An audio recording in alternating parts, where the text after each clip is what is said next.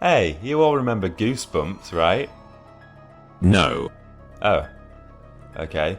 Well, in the 1990s, author R.L. Stine wrote a huge series of standalone horror stories for children that were met with worldwide popularity. Some of them were genuinely scary and actually received a lot of criticism at the time for being too disturbing or even satanic. Granted, there were some fucking weird-ass titles. My Hairiest Adventure, The Blob That Ate Everyone, It Came From Beneath the Sink. What the fuck is this one about? Mildew? But yeah, they were all brilliant stories. The license holders then went on to produce a TV show, which was incredible when you were about 9 years old and had terribly low standards for acting and production quality anyway. Pretty little pet.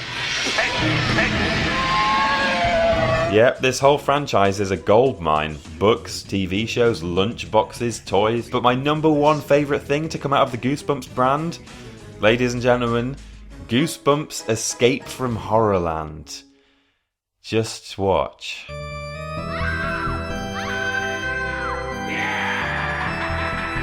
I don't remember how or when my siblings and I first acquired this 1996 DreamWorks PC game starring her and them and, oh my god, the real Jeff Goldblum, famous for... In Escape from Horrorland, you play as yourself from a first-person perspective, and this is my best friend, a 13-year-old girl called Lizzie. Would you have a seat right over there, please? Lizzie Morris is a character who appeared in R.L. Stine's One Day at Horrorland, of which this game is a direct sequel. Essentially, Lizzie, her parents, her brother, and his best friend all got trapped in a scary theme park and managed to escape after nearly getting killed multiple times. I thought I heard a scream. Peggy, it's Horrorland. What do you expect? Then, right at the end, someone from the theme park turns up at their house and gives them free tickets to get back in again. So, hey Lizzie, what's going on? Mom and Dad go out, and I was supposed to be watching Luke and his stupid friend Clay. Yeah, her brother's friend is called Clay. Clay. I can never take that name seriously. Clay! The setup is that she was meant to be babysitting, and then the boys disappeared along with 2 of the free Horrorland tickets, which the family held on to for some reason. What the actual fuck? When we get to the house, the dog barks a bit, and then holy fucking shit! Okay, she's dead. Oh, okay. Oh, it's beautiful. And then we're at Horrorland, which actually looks pretty fucking amazing, to be fair. Most of this game is presented in a photorealistic style, which was achieved through various techniques, including lots of live-action filming, green screen, and also these cool-looking miniature sets. Nice. Okay, so we made it in one piece, and look how spooky it is. Whoa. Jesus! Lizzie scares the shit out of us and then gives us a quick brief about how to handle Horrorland. You never know what's real here and what's not. She finds Luke and Clay in the stocks, and then we're free to explore. Incidentally, these 2 actors have been in several other things you may have heard of. Luke here has apparently appeared in all sorts, including Dennis the Menace, Seinfeld, The Swan Princess, Hey Arnold, Midnight Club 2, The Wild Thornberrys, Malcolm in the Middle, Sarah Connor Chronicles, Avatar, Ben 10, Kindergarten Cop, American Wasteland, The King and I, and is currently the voice of Panicky Smurf. You know, everyone's favourite one. Clay, on the other hand, has had starring roles in the Santa Claus movies, the Brave Little Toaster sequels, and my favourite, Dunstan Checks In. Fucking hell, what a movie. Exploring Horrorland is basically just a point-and-click adventure, but despite not really being a fan of this genre, I actually really enjoy playing this game. I think part of it is that there are a bunch of locations that are just there to add a bit of depth to the world. The werewolf's house, for example, contains no items integral to your progression, but it's just a fun place to poke around. I already love it. And let's make one thing clear. While this thing might have been side-splitting more often than blood-curdling... Yeah, Horrorland is a genuinely scary place, especially for a child. There are all sorts of creepy sights and sounds that occur seemingly at random. Shit! There are absolutely no consequence to the gameplay, having simply been put there to make you jump. There are plenty of collectibles in the game, including these cards which depict Goosebumps book covers. You can click on them to get hints for tricky puzzles. You can also collect these tokens and, again, get hints by slotting them into this guy. Trash cans lead to tunnels below. Oh, sweet, thanks. Oh wait, what was that last bit? Probably not important. Oh, nice, there are coins everywhere. This is fantastic, look at them all. There's a whole... what the fuck was that? Maybe I'm seeing things? Okay, let's just grab these last few coins and get the hell out. Oh my Christ! You learn more about the theme park as you go along by watching this horrifying yet strangely likeable lady on the information screens. She doesn't really tell you anything particularly useful, but she does this with her head quite a lot, and I love it. There are coins all over the place, 777 to be specific, and you don't really have quick access to the riddle head after like 20 minutes of the game, so it's kind of pointless. You keep them and all your other items in this really handy bum bag at the bottom of the screen. I think Americans call them fanny packs, actually, but you know how it is, separated by a common language. You say levato, I say levato. A few minutes into the game and Werewolf Village sets on fire somehow.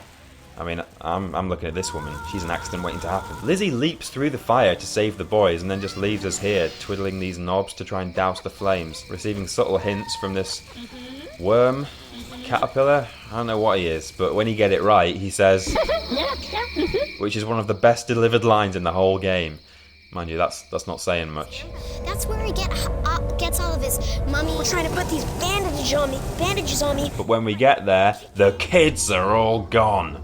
Oh shit. A very quick and simple explore of the village, however, reveals that some sadist has locked Lizzie in the fucking freezer. Christ, that's, you know, genuinely kind of dark. What kind of monster would do that to a 13-year-old kid?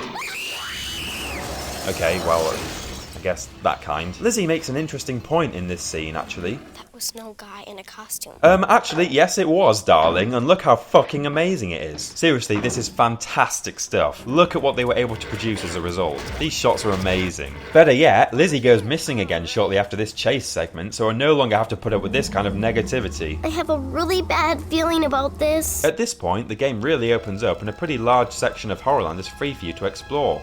Werewolf Village, Horrorland Plaza, the Bat Barn, the Doom Slides. You'll come across all sorts of zany characters on your travels and be faced with a number of interesting challenges. They're all fairly straightforward for me now, but I was pretty foxed by some of these when I was a boy. Like, look at this one. You take the mop, you stick it in the guillotine, you chop the end off, you prop open the cabinet, you take the specs, you block off the lasers, and at last you've got hold of the toast. What's this for? There are more information videos in this museum which introduce you to the park's creator, Madison Storm, which sounds like a Nickelback support act or something. The guy made this special machine, a cosmic monster attractor, for bringing monsters to the theme park. He's a complete genius. Chocolate. I need chocolate. Oh. Trust me. A genius. Turns out that the toast combines with this severed hand necklace I got from the werewolf earlier, which together unlock the pyramid for some reason. However, in order to get to the pyramid, I need to get through the bat barn, which can only be opened by making the scarecrow come to life by clicking the pumpkins in the correct order so that they say the words, "The scarecrow walks at midnight." The scarecrow walks at midnight. You following? You keeping up? Not sure why, but once you've completed this puzzle, you can click on the pumpkins again to make them say the password in several different voices, including cheap imitations of various celebrities. The scarecrow kind of, walks. The scarecrow walks at midnight, Mr. Carter. I swear. The scarecrow walks at midnight, and he will kill you. You will die. Love it. Let's keep moving. It's a tennis player zombie.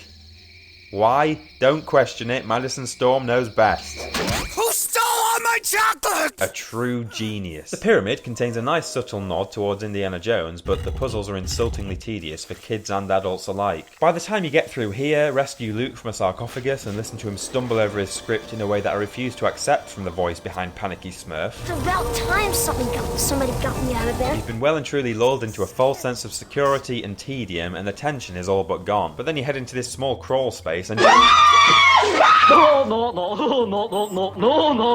These costumes, man, look at this thing, it's fantastic.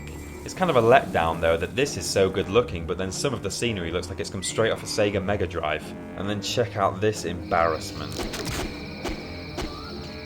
Like, yeah, this looks brilliant, but a bit of consistency goes a long way. I almost don't want to see costumes as good as this if you're then going to feed me hand-drawn Disney frogs 10 seconds later. What the fuck is this? Let's have a change of scenery.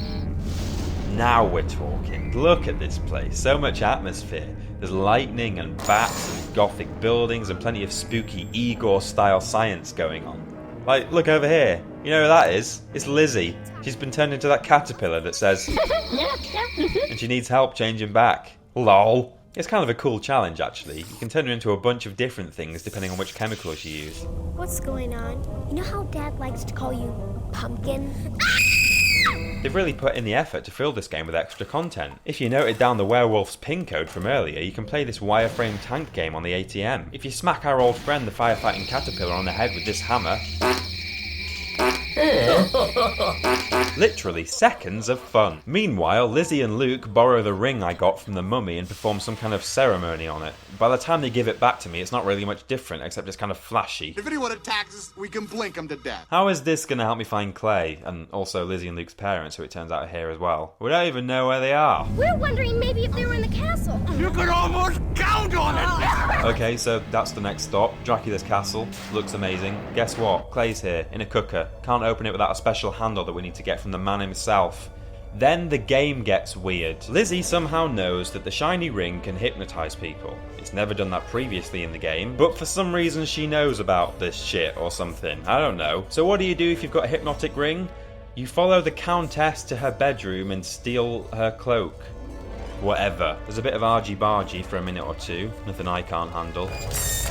And then she gives me a jester hat and goes downstairs to hypnotise Dracula so I can search his pockets for the handle. It doesn't really explain why she's stolen a cloak and put me in a hat. Like, is it an attempt at a disguise? Why do you think it will work? You're like 5 feet tall and look nothing like Isabella Rossellini. And why do you need a disguise if you're just going to hypnotise him anyway? He immediately realises that she is obviously not her because he wasn't born yesterday. Lizzie Marks. And then there's this really creepy, almost flirty conversation which just makes me want to...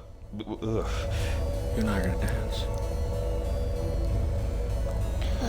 Hold on. Wait a minute. Lizzie.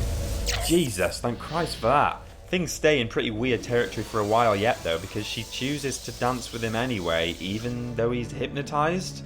If you totally lost here, then don't worry, so's everyone else. It's such a shame they wasted an appearance from the big JG on a scene as bizarre and uncomfortable as this. It's pretty undignified. We root through his pockets until we find the handle, she zaps him away with the ring, and he probably comes out the other end looking like this. The puzzle to free Clay from the cooker is just the old classic Fox Chicken Grain River thing, except a spooky version. So you free him in seconds, and then head on down to the coffin ride. At which point, fuck this game. Whilst in the coffin, you squish these spiders before they bite you. It's fun for like a minute or so, until they crank themselves up to these ridiculous speeds. We made it to the monster zoo. Ew. There's a chance it's just because I'm a full-grown man, but I'm reasonably sure that some of the puzzles near the end of the game are ludicrously easy. String, magnet, stringy magnet, key. Like, I don't think a child is going to struggle with that at all. Come on, game, give me something more. Oh, a finale! Now we're talking. The Morris parents are teetering on the edge of a plank, we're surrounded by monsters, and if the voice on the tannoy is anything to go by, we're being watched by the evil genius Madison Storm. Yes, yes. I don't know how we're gonna get out of this one. Not so fast, Stormcloud! Don't ask me how you guys liked it! I'm gonna stop you there. He was standing right here just now, and in about 10 seconds he's got up here and he's fucked around with this, so now it's about to explode and destroy all of Horrorland forever. Don't you fucking dare not bother explaining that. Well, hey, look who it is. Alright, maybe this guy's not so smart, because he literally just stands here watching the clock while I pull on this lever to buy Mum and Dad some time, and then try to defuse this thing by playing Simon. He just stands there. However, to the game's credit, there are a couple of different endings here, depending on whether you do somehow fail at either of these two tasks. Either Mum and Dad fall into the purple pond and get turned into horrors, or we all make it out safely, only to find that Madison Storm has invested in a very lively shirt and moved in next door. Hi, Dad. Have we met? Good stuff, I laughed. So what do we think of this overall? I'll be honest, when I started writing this review, I was kind of blinded by nostalgia and remembered Horrorland as being a truly fantastic game that delivers in all areas. It's not though, is it? But hey, every so often it's visually spectacular, the world is immersive and a true pleasure to explore. A lot of the humour and scares still work for me now, which is amazing considering this thing was aimed at kids. And despite the frankly mediocre script, the cast do a pretty good job. Sort of. I think the best way to sum it up is that, for better or worse, this game is certainly entertaining from start to finish, and I thoroughly enjoy exploring every nook and cranny every time I revisit it. If you blitz through the main game, you can complete it in less than an hour, but honestly I've never felt the need to do that in 20 years. Let's just say, I'm never really in any hurry to escape from Horrorland.